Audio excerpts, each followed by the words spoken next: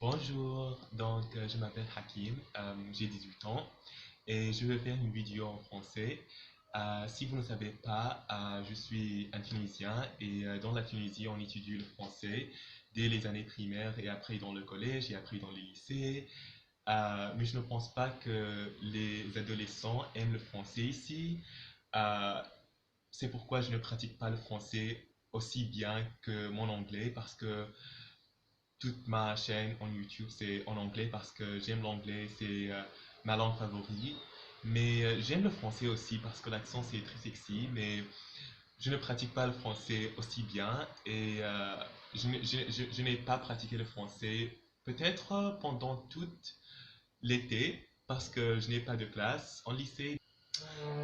Mais je veux pratiquer mon français.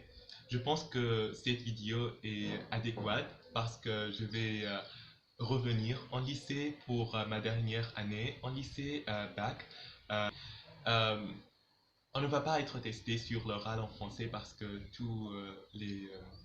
parce que tous les devoirs sont basés sur l'écrit et comment faire une production écrite, comment avoir un texte et comprendre le texte, tout ça.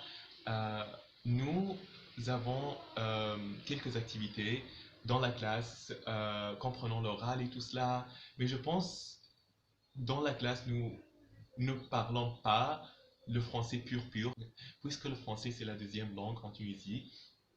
Donc, nous mixons le tunisien avec le français et même les adolescents de nos jours, ma génération, le Gen Z, mixent le tunisien avec le français, avec l'anglais et tout cela. Et nous avons un cocktail des langues parce que aussi les origines des Tunisiens sont les Amazirs.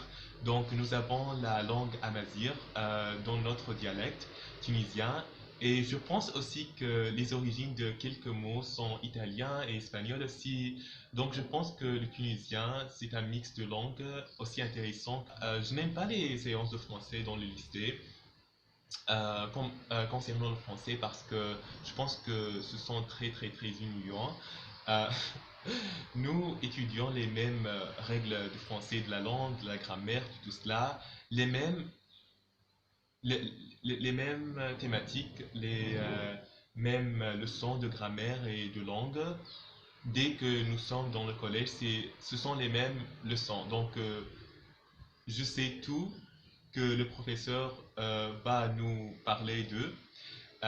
Et aussi, les examens sont très similaires. Donc, tu ne devras jamais réviser pour un devoir de français, juste pouvoir parler en français et comprendre. Et voilà, pour avoir l'examen. L'histoire de la Tunisie avec la France. Euh, il y a de la colonisation de la France sur la Tunisie dans les années 19, dans les années 19, euh, avant la guerre mondiale, je pense, ou dans le même temps, ou l'époque, la guerre mondiale, et nous avons eu notre indépendance en 19, non, en 1956. 56. Je trouve toujours de la difficulté avec prononcer et penser des nombres en français, donc c'est pourquoi que j'ai pris un moment pour faire, pour dire cela. Et je pense que le français, c'est la deuxième langue en Tunisie euh, parce que, parce que de l'histoire, de toute cette guerre. Et je pense que parce que la France a